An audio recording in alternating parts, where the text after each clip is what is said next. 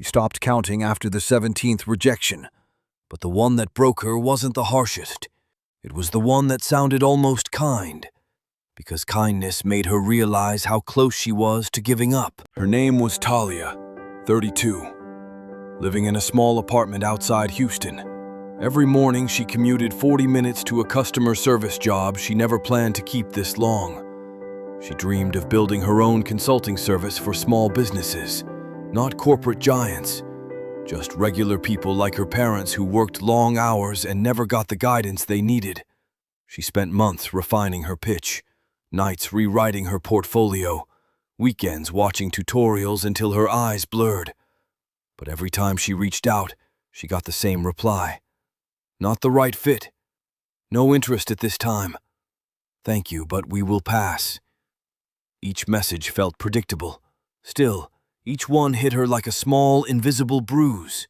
Talia grew up in a family where hard work was currency, where resilience was taught early. But no one taught her how to handle being told no this many times. The stakes were real. Her student loans were creeping up. Her job hours were getting cut. Her savings were thin.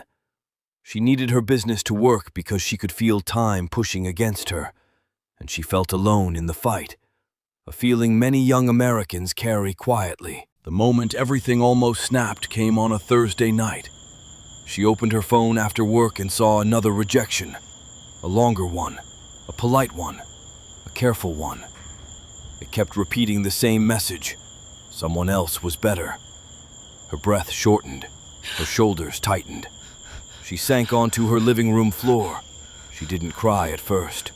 She just stared at the ceiling, realizing she had shaped so much of her identity around this dream, yet she had nothing to show for it. Her thoughts turned sharp. Maybe this wasn't for people like her. Maybe she was forcing something the world did not want from her. Maybe she should shrink, stay quiet, stop reaching. That night she nearly deleted her whole website.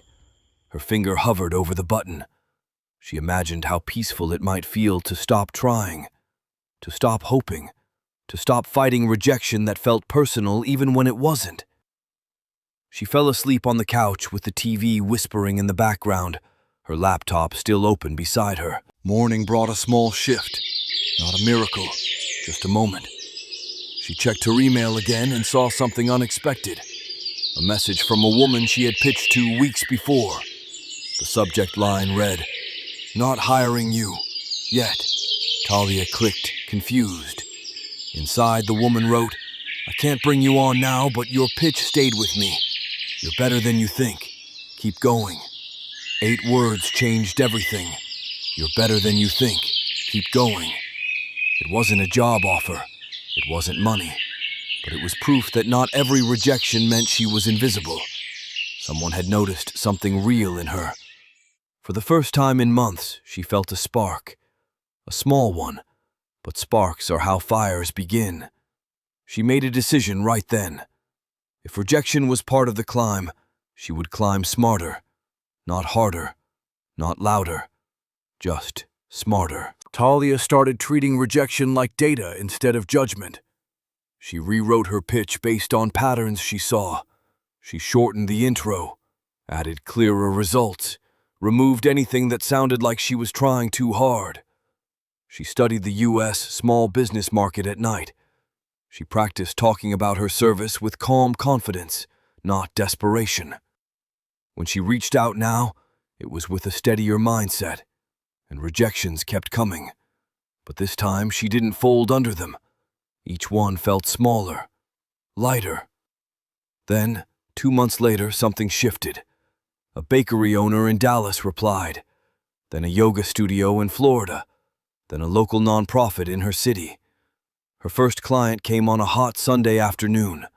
A modest contract, nothing life-changing, but enough to prove she had value, enough to cut through doubt like sunlight through fog. She realized rejection had never been a sign she wasn't ready. It was the doorway she had to walk through to earn the resilience she would need once her business grew.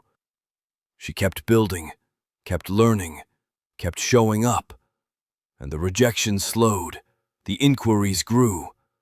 She was never the loudest person in the room, but she was the one who didn't quit. Talia learned that constant rejection does not mean you are not good enough. Sometimes it means you are still shaping the version of yourself that the world needs. Rejection can feel like a wall, but more often it is a mirror, showing us where we still need clarity, confidence, or courage. Her journey taught her something simple. Rejection hurts, but regret hurts more. And the people who rise are rarely the ones who avoid rejection. They are the ones who survive it. But the moment that truly tested everything she learned about rejection came from someone she least expected. Someone who forced her to face a truth she had been avoiding for years. Tonight's journey reminded us that breakthroughs often hide behind decisions that scare us, stretch us, or make us question our own sanity. If this story gave you clarity, a smile, or a spark of motivation, tap like so more people get stories that remind them their comeback is still possible. Share this with someone standing at a crossroads. Subscribe if you want more narratives that fuel your grind, your faith, and your growth. So until the next story, stay hungry, stay grounded, stay relentless, and always remember our 4 guiding words. Hustle, hope, heart, rise. That's the identity. That's the community. That's the journey. See you in the next narrative.